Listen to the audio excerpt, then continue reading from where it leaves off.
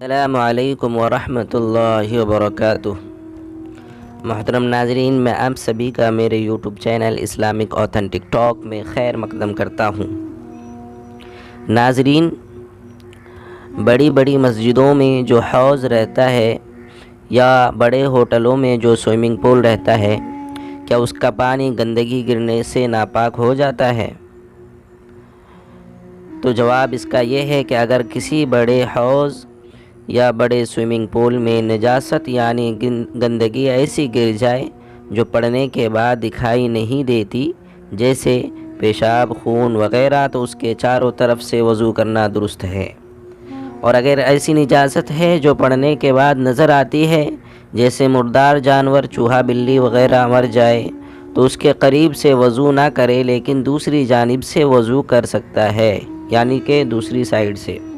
البتہ اگر اتنی مقدار میں نجاست گر جائے کہ پورے حوض یا سوئمنگ پول کا رنگ یا ذائقہ یا بو بدل جائے، تو سارا حوض، سوئمنگ پول ناپاک ہو جائے گا۔